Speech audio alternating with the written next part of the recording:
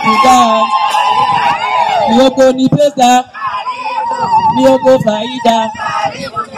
Karibu wageni, karibu wageni. Njoro ni mbali, umefika Busia. Excellent. So, welcome everyone to our second series of the PlantVillage University seminar. Today we have Tom and Liyam from SupPlant with us. So at SupPlant, they work with a team to achieve their mission of equipping farmers with actionable agronomic insights through transforming the way they irrigate farmland and farmers irrigate specifically.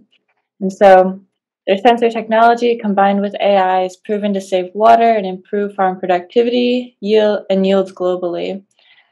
And so that is who we have on for today. We also have David Hughes with us, who is a professor at Pennsylvania State University in entomology, and then myself, Operations Director for PlantVillage. And in the attendees list, we have majorly our ground team in Kenya, and then we also have some of our other collaborators coming in from Tanzania, Burkina Faso, and those that have heard about us through media platforms. So Tom and Liyam, if you'd like to get started with a quick presentation, and then we can open up for discussion and questions, that would be great. Sure. So thank you very much. It's a pleasure to be with you. I'll start by sharing this video about SupPlant, and then we'll go through the slides. And then the most interesting part is we want to be serving what's interesting for you, so we'll be happy to answer any questions.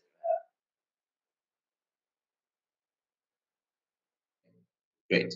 Have the technology to talk with your plants in real time and let you know the precise amount of water it needs. So, how does it work? Our sensors measure soil moisture and soil salinity. A climate sensor checks wind, radiation, temperature, humidity, and precipitation. Sensors on the plant, located at the stem and fruit, measuring plant and fruit growth patterns. All this information is transmitted to the SupPlant servers. The information is transferred from the sensors to the cloud, and from the cloud directly to your smartphone. A data display and immediate alert system giving you a real-time decision-making tool. Your irrigation controller, allowing automated growth-based irrigation, GBI. SupPlant's growth-based irrigation technology monitors the crop using unique algorithms that calculate the water effect on growth and sends commands to an irrigation controller deciding when and how much water will be provided. By collecting this data, it is possible to get accurate and better results year after year, despite the different changing conditions. And 20% less water usage and 5 to 10% increase in yields can be achieved. BDI, Big Data Irrigation, SupPlant solution for any grower, anywhere. GBI's big data reveals crop and variety-specific irrigation coefficients that change throughout the season. This valuable information is becoming ever more powerful as more data is collected in fields around the world. By processing the information gathered from GBI plots, we are able to help the majority of growers to better manage their irrigation and save water. While not all growers are able to install the equipment necessary for the fully accurate GBI solution, anyone can acquire the information anywhere in the world using the SupPlant mobile app. By using the mobile app, growers can monitor actual soil water status based on the retrieved irrigation coefficients. The big data irrigation technology also enables the grower to activate a valve to start irrigating or to inform the system that manual irrigation has been applied by the grower. With BDI, every grower in the world can finally enjoy the potential of SupPlant's revolutionary technology. Big data irrigation, increasing global food and water reserves by making SupPlant's irrigation solution available to everyone. Okay, I'm sorry for the hiccup we had with the presentation. Planned for a lot of years,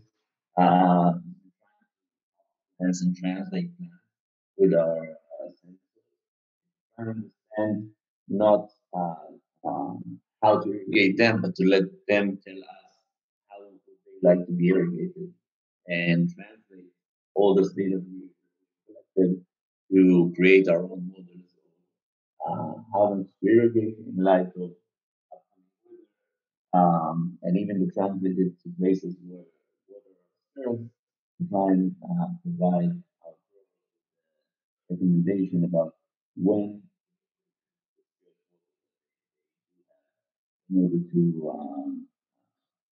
maximize their yield or make their crops healthier and overcome extreme weather events. Sorry, Tom, I just want to jump in. I think you have a problem with your mic. So as you move your chin, we can't hear you. So maybe you could just speak around. Yeah. Yeah, I'll try and do it. So we spent the last decade building the biggest plant-based data, and we are still expanding it all the time. We installed a lot of autonomous irrigation systems, and the reason we are using these autonomous systems is that because this is the most efficient and advanced way to create models that would anticipate how plants would want to be irrigated and how to those plants, crops overcome volatile and changing climate. Because most of the models are just being generated 10 or 15 years ago and not necessarily in the specific areas where people are using them. What we're using our autonomous systems for is to create our models in the locations that our farmers are using them, and not just to do it once every 10 years, but to do it every 10 minutes and constantly. This is how it looks, the stem diameter with it. We've gathered all this information in order to try and inform every irrigation action on it, and doing it with taking our technology and teaching the models or algorithm with the crops in the specific area, and then generate the models and distribute the models to farmers all around the autonomous system. We listened very carefully to plans for a decade, and what we saw is 4 or 5 volatile and extreme weather events are a lot of times the difference between a very good season for the farmers and a terrible one. So what we try to do in our product is to make sure first that our the growers that we support would not miss on any heat wave or weather event that they should not miss on, because sometimes you know it's coming, but sometimes you don't necessarily know what's happening. Because, for example, a very dry night has a lot of time devastating outcomes to crops, and not necessarily you were even aware of the fact that a very dry night is coming or is occurring. Same thing with high humidity in the early stages of the day, etc. So we trained our product first to help anticipate that a volatile or extreme weather event is coming, and second, to help uh, guide our farmers through this weather event on how to use water to help their crops build resilience and survive through this extreme weather. And what we saw time and again is for plants, quantity is important, but timing is crucial. Sometimes the right day is the most important thing. Sometimes the night irrigations are making the difference between a successful season or a bad one. And so what we're also trying to do is to help our farmers understand not just how much to irrigate, but what would be the most crucial time for them to use water in order to help their crops thrive. We all know that climate is moving very fast, and the traditional methods of how to implement irrigation basically remain the same for a lot of years. So what we're trying to do is we're trying to build models that would not just be accurate today, but will also be constantly updated and rapidly changing. So it will move a bit faster than the climate change, because 10 years ago and today is just a different ballgame regarding the climate that you are experiencing, and therefore the method or the best practice of how to use irrigation in light of this. How does it work? We use climate data, and we are using the models that we have developed in many places around the world to calculate, in light of the climate data, what will be the best irrigation recommendation for the upcoming week, and what hazards and alerts we need to provide with our growers. But we also gather data from the growers, not just regarding the location, the crop type, but we're also um, uh, using their feedback regarding uh, how much and when they irrigated, if they had the option to do it, so we could sharpen up our irrigation recommendation. I think I'll stop here. Let's start the Q&A and write us what is interesting for you, and how do we think about what you are doing.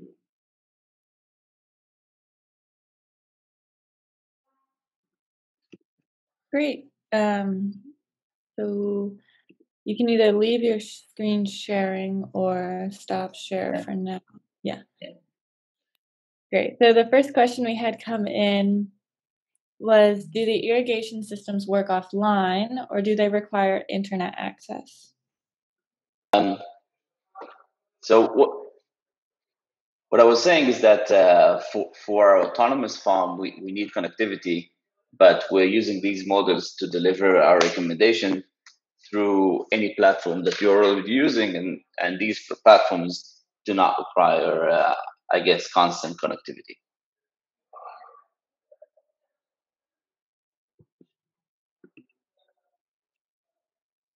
Okay. But there needs to be, following up on that, there needs to be some connection between the sensors and the smartphone application. Is that correct? So for the fully autonomous farm, the answer is yes, but we also have web application. But what we're doing is we're taking this autonomous farm to generate the data, and then we are collaborating with partners like PlantVillage, and so the distribution of this data and this models and calculations is being provided by the platform that you are using, which I think requires some connectivity, but not necessarily on-field connectivity, if I understand it correctly. Yes, that's correct. I can jump in here. So we imagine a future where a user of the smartphone, when she is connected to cellular service, can have an update, and when then she's in her field where she has no cellular connection, she can still get the information which has been updated in the last few hours or few days. The other model is with our partners, iShamba, where we currently send messages to about 500,000 farmers a week, and we put farmers in 5 kilometer square areas. So what we want to do is send messages to those farmers based upon the information from SupPlant and through their API. So in the same way we currently pull down weather data from ECMWF, the European Centre for Medium Range Weather Forecasts, we could also pull down data from SupPlant and send it out there. So this is a way to be cost effective, which I think is relevant to James's question that Annalyse can raise now. Yeah, so question coming in from James is, let's talk price. How much is the system? Yeah, so the way we think about it is we price it as $0.50 per month, and since we want to be able to provide as many smallholder farmers as possible, with this pricing, we are covering the cost of the fully autonomous system in order to generate the models that will provide the smallholder farmer with the most, I think, with the most precise available irrigation recommendation in the world. But we are able to do it with a fairly low cost of $50 a month per user. I wonder if I could also jump in here. So this is an experiment between ourselves and SupPlant, and of course they're a private company, and they're doing a great job having business all over the world, as we saw on that map. So they're not doing this because they're looking for profits in Africa. They're looking for this because they particularly have come out of a dry country, Israel, and have figured out ways to grow crops under these conditions. And unfortunately, many countries that were wet quite recently are becoming semi-arid or having those conditions. And what we believe, both PlantVillage and SupPlant, is that we can encourage both countries and donors to really get behind this. And both of us are actually engaging with Schmidt Futures, who gave us money for climate change adaptation. And so we think there's going to be a lot of enthusiasm for donors to take what is the world-leading technology of SupPlant with the world-leading reach of PlantVillage and make a difference quickly for farmers. Thank you. And just to say one more thing, the $50 per month is not for our profit. It's just for the ability for us to capitalize implementing more and more a fully autonomous system and to share the data that they're generating, because we also believe that the data that our autonomous farms are using or is generating is not our proprietary data. We believe that, especially in developing countries, this would be of access to every researcher around the world. And we think that being a small company in Israel, we have limitations to what kind of insights we could extract from them. But we are confident, and I think our partners also are confident, that this raw data in the hands of researchers around the world could really increase dramatically the insights we have regarding different crops in Africa. And at the end of the day, we are passionate about implementing the system and sharing the data with the world, so it could benefit more and more farmers, and it could benefit the research of agriculture in Africa to help farmers thrive there. Excellent. So I think we can move on to our next question about the irrigation systems from Brian, which is, does SupPlant's heat wave allow farmers to manually or autonomously apply additional irrigation in response to upcoming hot and dry weather events? Yeah, so I'll start, and maybe Liyam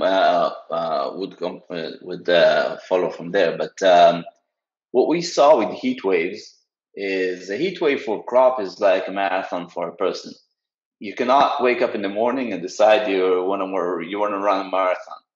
You need to prepare your body 2, 3, or 4 days in advance in order for your body to survive a really long marathon. And actually, sadly, what we're seeing is that plants has to run more and more marathons every year because of climate change. And so we have our methodology could be, I think, divided into two. The first is to anticipate it enough time before the heat wave and to start preparing the crop, not autonomously, but with guiding you and guiding our farmers about how much water do they need to implement in the next few days to prepare your crop for the next marathon. And on the most crucial time, just before the heat wave, what we're using is we're very precise regarding the timing. So what we saw over and over in the last years, 5, 6 years, is that very close to where the heat wave is starting, you should start implementing small amounts of water, but at a very specific timing to help your plants overcome this heat wave. And so I think it's about preparing 2 or 3 days in advance, and it's about implementing water in a precise time in the day, in the day before, to help the plant have enough water reserves to overcome this heat wave, this marathon. You want to add up something, Liyam? No, I think you're right. We're preparing the plant. Most important, it's night before. We give enough water to fill the xylem and the phloem in water. And that's the way to achieve the right growth in the heat wave. Maybe I could just add a contextual point here. What we're finding in the control of insects using pesticides is that the time of day in which you apply the pesticide is really important, because they have a circadian rhythm just like us, and of course so do plants. And one of the really interesting things I think about SupPlant is that they think about this circadian rhythm, and so they deliver the water at the best time, which is really important for smallholder farmers who may have to hand irrigate. So we're not expecting that this system is on every farm in Africa, of course. It's going to be on one farm that will reach 10,000 farms, and that's sort of be the model they have from India. And if we're going to send out an SMS to farmers in an area, we might want to say, if you can irrigate, it's good to irrigate at between 5 p.m. and 8 p.m. this day. And that, makes it, whatever hard work they have to do, it makes it go further. So that's really an important point of using the circadian rhythm. Yeah, you're right. The right timing is the timing is the important things here, not the amount, the timing. Yeah, that's a key takeaway. Is you can use less if you just have the right time. So the next question we have then is from Gladys, and how do you ensure the stability in the system? I need to say another word about it. So the stability of the autonomous system, or what was the question? Probably refers to both systems. So either the stability across the actual technology set up within the field, or between the connections to the phone. So I think a big challenge of all the ag tech companies over the last decade was not to have the sensors, because the sensors that we're using, honestly, were around 20 years ago. The challenge is, how do you take this data from the field in a reliable way and send it to the cloud and get it back? And many places around the world, there's no cellular connectivity, etc. And so part of what we've been building over the last 5 years, or even more, is a capability to every 10 minutes extract the data from the field and get it to the cloud, and then send it back to the irrigation controller when we're using it.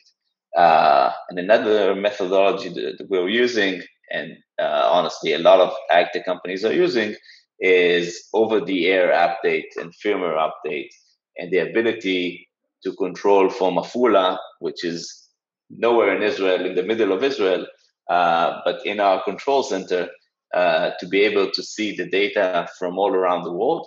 And actually, we have people here who are sitting 24/7 monitoring plots all around the world, making sure that the system is working. And sometimes, obviously, it's in the middle of the night, but we get alerts.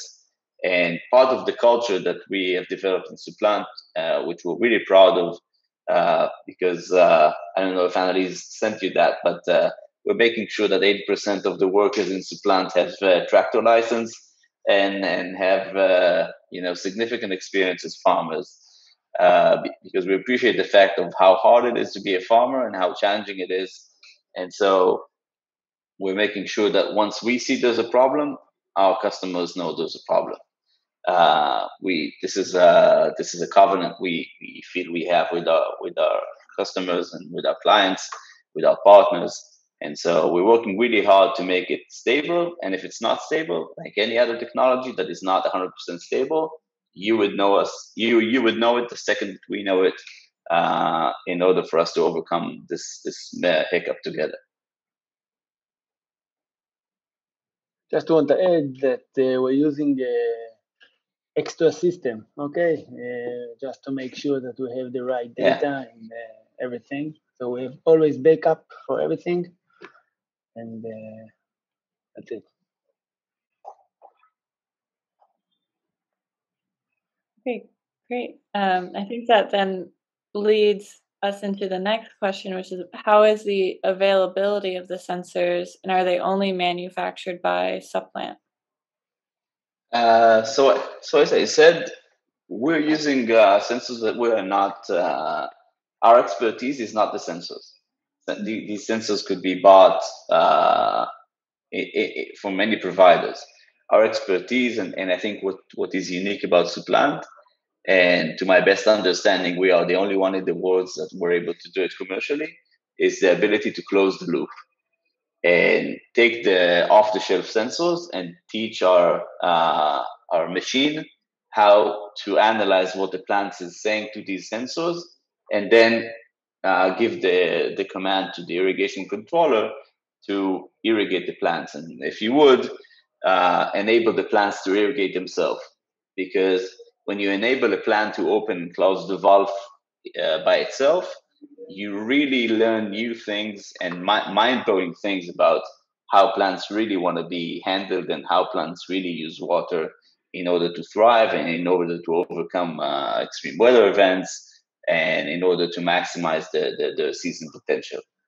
And so the sensors are not the secret sauce. The secret sauce, if you would, is how to teach a machine to learn to understand and translate the signals from the plant into irrigation recommendation and actions. Can I just ask for more clarification? Obviously, these sensors are measuring the flow of liquid through the xylem and phloem, and you're looking at a plot of plants in an area, and so in some way you're referring to the data flow which you get every 10 minutes, and in some way you then decide on the fly whether this plant, based on its conditions in this area, is going down or up. And then your algorithm says if it goes down by say 20%, now's the time to update the open the tap so the water will come out. So when you say the plant is talking to the irrigation, it's talking in the sense that it's based upon its local conditions, and a plant in a different country would not open the tap because maybe the conditions are different elsewhere. So it's really site specific. Is that correct? Yeah, it is very site specific. I usually compare it to man's breathing. So the plant is breathing all day long.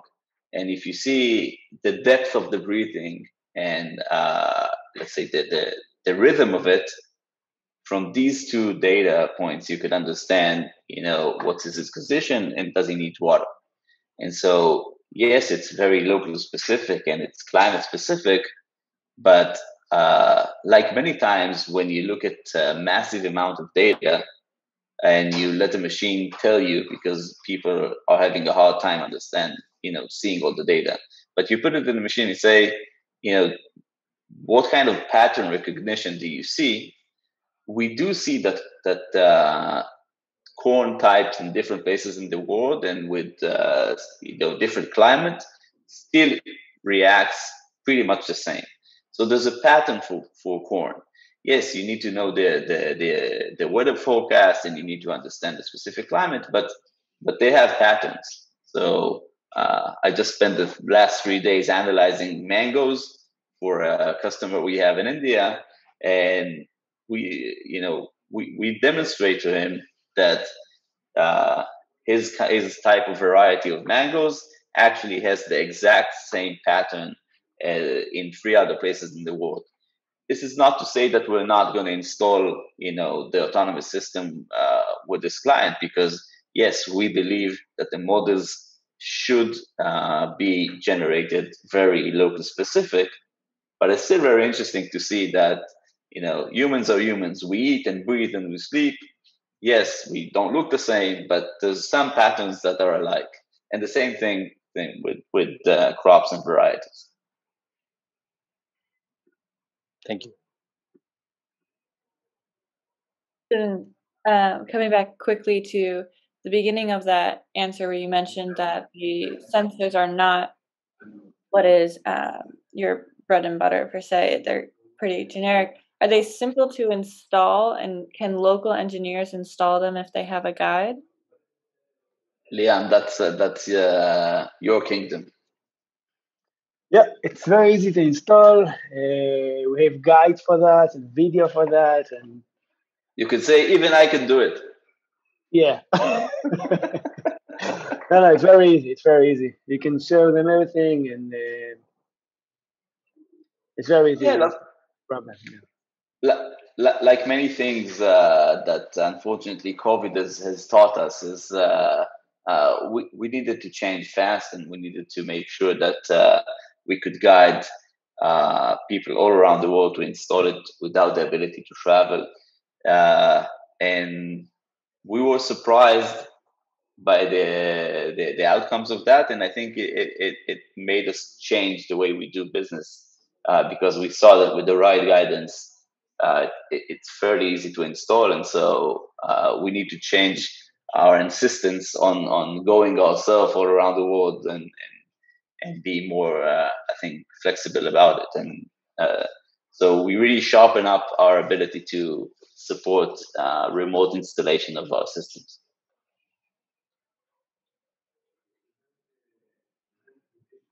Excellent. I think we're very aligned there, and we have at PlantVillage many aspects of our work, from the computer vision side to then the field work side with the Dream Team as well. We're able to prepare guides and very detailed explanations, and then it turns out it's not as intense as we believe it to be. So yeah, and there's pleasure to it, I have to say. I mean, there's an emotional there's an emotional effect when you install by yourself. And so I think we underestimated this a year ago, but now I think we understand it better. So we are encouraging it. Great. Does the system need any maintenance services once the sensors are applied in the field? Yeah. Minor things. We need to adjust the stand diameter because it's reached to the maximum. I think twice in the season it's enough, but it's very, very easy things to do. I can show you everything, and I can teach you everything, and it's very minor things. That's the only thing. Yeah, obviously, we are dealing with a surrounding that is very challenging for hardware and for technology. And so we have tried to build something that will be as robust and as reliable as possible. But agriculture is a factory without walls and without ceilings. So even when there's a challenge and there's a maintenance event that is needed, we made sure that it would be pretty easy to do it by yourself with our guidance. And again, we are providing a 24-hour support. So if needed, you will always find someone on the line to help you and walk you through it. Great. So then moving more onto the agricultural side of this, is there a farm size limit for the system? And can neighboring farms share a single system? Yeah, so actually, we're talking about a minimum size, not a maximum. We have clients with 4,000 hectares, so that's a big farm. So we're talking about minimum size. The minimum size, I think, is a bit less than a hectare, just for the system to have enough data. And I think at the heart of the model, yes, we are thinking about neighbors who are sharing it. Actually, we're thinking about 10,000 neighbors who are sharing one system. And I think this is what's unique about it. And this is what enables the economics of it to be available for farmers all around the world, and not just big corporates like we're dealing with in different places. And as I said, I think it is deep in our belief and in our values to provide the exact same high-end technology that we're providing with the biggest growers in the world to every farmer in the world. And so, coming from having a minimum requirement in a sense, what are the basic requirements to have the system installed for small-scale farmers, particularly? So for the autonomous farm, we do need available water, and we do need cellular connectivity. And we are using farms that has drip irrigation for this 0.5 hectare because our autonomous system requires drip irrigation system to generate the models. But it's very important for me to emphasize that we are taking these models and we know how to distribute them with any irrigation method that is being used. That could be flood, or that could be even I don't know, any method that you are using. We could translate these models and these recommendations to the model to the method that you are using to provide you with, I think, the most convenient guidance that applies to whatever capacity you have to irrigate your fields.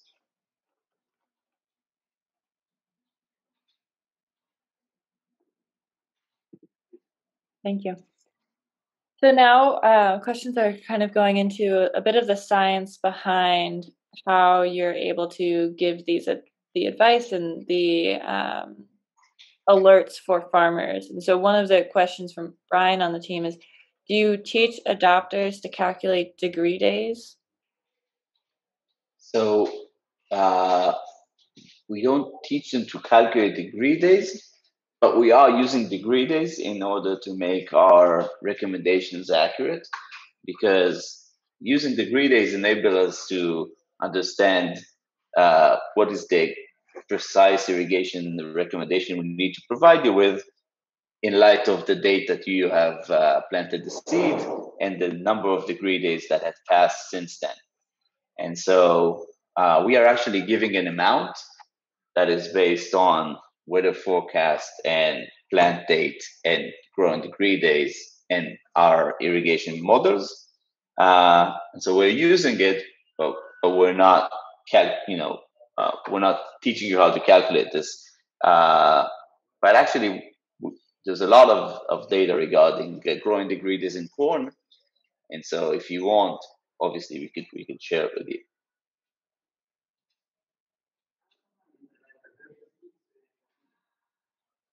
Yeah, I think that at least from the team side, they would certainly be interested. I know a number of them during their university days had spent significant time researching and working with degree days with maize. So they would certainly be interested in that.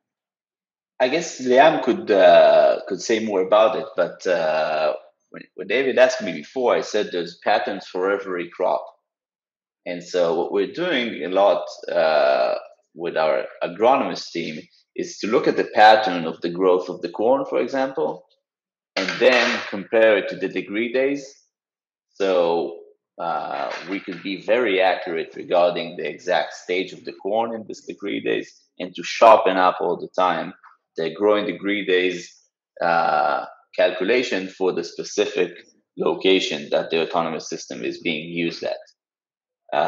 You want to add something to that, Liyam? I think that degree days, it's very important, but it's not the most important things that we are analyzing here. We are collecting a lot of kind of data, and we analyze it in the cloud. And the good thing here that we are giving you the right amount and the timing of irrigation, and we don't give you the raw data. Okay, we don't give you just the graph or all the things that we are measuring. We are doing the analyze and give you the right amount and timing of water. I'll say it maybe differently. Through the API, we would provide you with the right irrigation recommendation and the alerts. Yeah. But for sure, for your team, we would be happy, more than happy, to share the raw data and to spend time with our agronomist team and with your lead farmers and team to learn together whatever we could learn from the raw data. And then we could put on top of the graphs whatever we want. We could put the degree days because we're counting it. We could put the VPD, the vapor deficit. We could look at the ET together. So I think the opportunity here with the raw data is to really spend time and analyze it together. And as I said before, if you could bring to the table whatever experts you want on your side to help us crack the case of corn in the play or any crop in the place that you're growing it, that's a privilege for us. I would just add something here. So I think we're not even seeing the problem in Africa. Africa, of course, has many problems. One problem we're all very familiar with is stunting among children. And the reason for stunting is because of low food intake during the formative years, particularly the first 3 years. And this leads to stunting, which has lots of downstream effects in terms of health and also cognitive development. I think what SupPlant can do is not only give us a view of the crops, which are also stunted relative to crops in Europe or Brazil or America. We can see how well the maize is growing every 10 minutes. But not only are we going to see that and be able to show the world's community of this, because the world community who are focused on helping Africa or sorting these problems, they can understand a child that's stunted because they are human and they understand human height. What they generally don't understand are how crops growing and what stunting looks like in a crop. And we can show them this data continuously. We can show them the extent of the problem, because one of the issues I think is problematic is that people don't even understand the extent of the problem. And of course, the great thing about SupPlant is not only that it shows you the problem, it gives you advice on what the solution is, which is watering at this time of day or watering at these 3 points in the season, which are critical. So I think one of the things we don't know what we're doing together, but what we do know, it has to be better than the past. Couldn't say it better.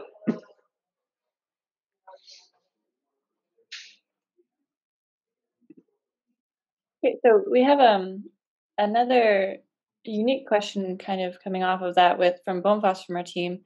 So he's mentioned that they've seen other agricultural computerized systems whereby the irrigation water contains all of the nutrients as demanded by the crop. Does SupPlant have the same or a similar system?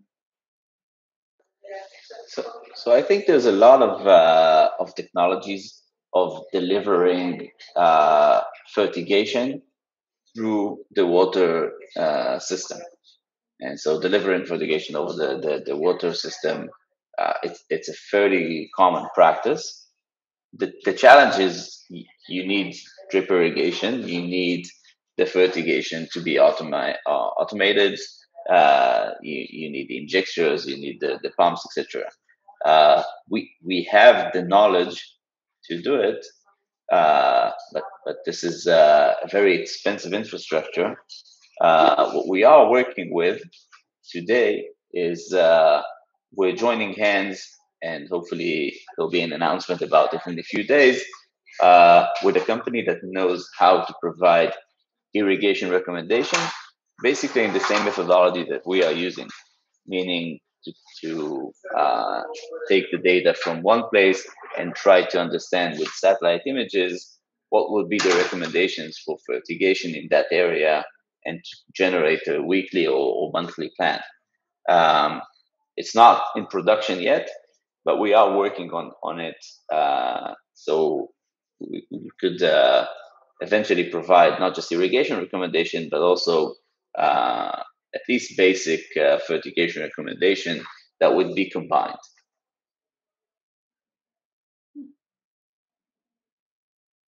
Great. Well, that's super. That's really interesting to consider the potential of that. And I like the one question that's just come in from Brenda on our team is she was asking that some smallholder farmers intercrop their fields with maize and then other crops. And so, because the different plants require different amounts of water, can the system be adjusted to fit the intercrops in the field? And so what we ask you, and we would figure out how to do it through the API, is to tell us the location and the crop. But I have to say, our pledge is very, I think, straightforward, and it starts with do no harm. And so we are committed to never give irrigation recommendations to a crop that you're not familiar with, or to a variety that we don't know enough about. We understand what could be the outcomes of that. And so if we have the relevant model for the specific crop, and we analyze that for the specific area and climate, we have the data, we would be easily providing it through the API, even if you have 2 or 3 or 4 different crops in the same plot. And if not, we would let you know that we don't have the model for the specific crop yet, and we would work on it together. The same approach with fertigation. We're not speeding this product too fast, because we want to make sure that it's working first in our farms. We have farms in Israel that is owned by us, and we want to see for a few seasons, because in agriculture you cannot shorten the seasons, that it's working. And when we would be confident that it's going to generate just good, we would launch it. But again, it's deep in our roots, in our DNA, and I know it's in yours, and so we are committed to this fully.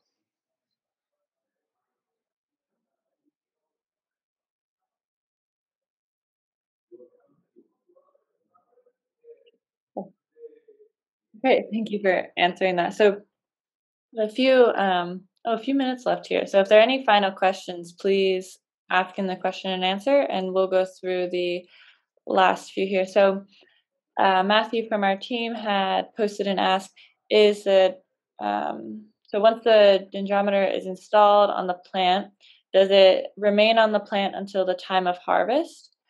Or will it need some precision calibration after a certain height the plant reaches, or growth stage? So as Liyam said, the only limitation is the dendrometer, and sometimes it's just growing to a size that we are giving you an alert that you need to pull the dendrometer back. But other than that, we put it in the beginning of the season, and you take it off just before harvest, and that's it. And it's very easy to reinstall it once you plant it the next season. And you need to put the fruit sensor on the cob. Yeah. Okay, because in the beginning we don't have the cob. After that, that's it. Yeah. So are the sensors then specific to each crop, or if you have a maize field with sensors on to start for the long rain season, then you move to another crop for short rains, is that sensor interchangeable? If it's in the same plot, yes, because physically it's hard to move it. But if you're seeding something else, you just need to notice us on the API that you have changed the crop, and so we could adapt the models that we are using. But other than that, you don't need to change it. Okay. So then another question we have is, which I think you got into a bit earlier, but to reiterate, what factors are considered during the installation of the system? So I'll say again, for the autonomous farm, we need water availability, drip irrigation, and cellular connectivity. But again, this is only for the half-hectare model training farm.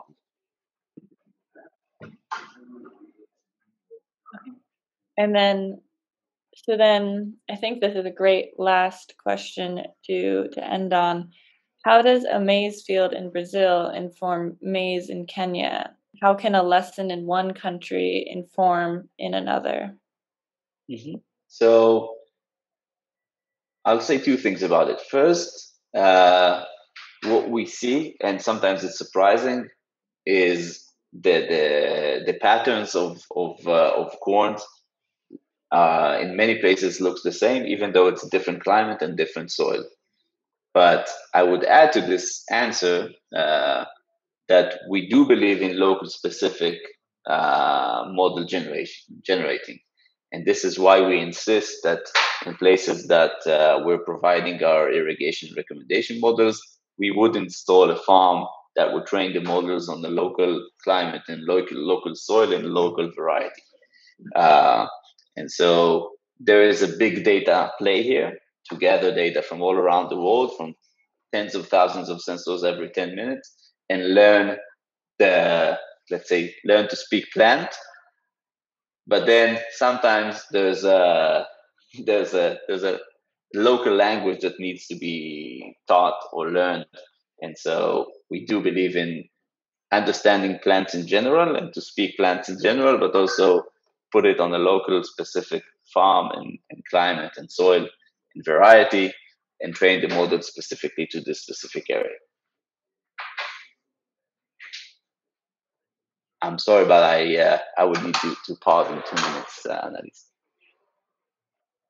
Yep. That's perfect timing. I know I said that was the last question, but John Shalal, who is on the panel with us, but unfortunately quite ill today. So he just had one last question regarding weeding. So what happens to the sensors if the farmers need to weed in their fields? And then that will wrap us up. So first, feel better, John, please. And second, it's easy to recognize them. And so if you're doing the weeding, you just need to make sure that you're not harming the sensor. And if you need to remove it from any reason to do the weeding and put it back, it's also possible. But I think all around the world, we do not encounter people who are moving the sensors for weeding. Great. So any last statements from you, Tom or Liyam? I just want to say it is a huge privilege for us in SupPlant to be collaborating with an amazing organization like PlantVillage.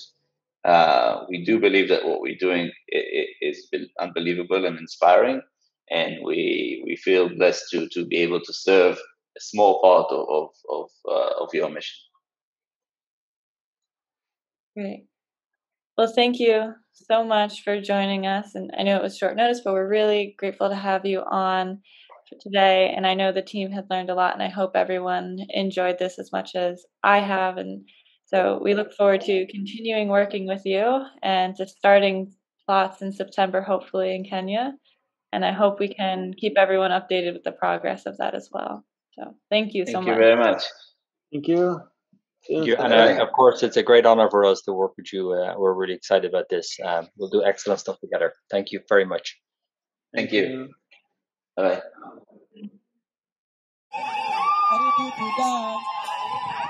Mioko ni pesa, mioko faida. Karibu wageni,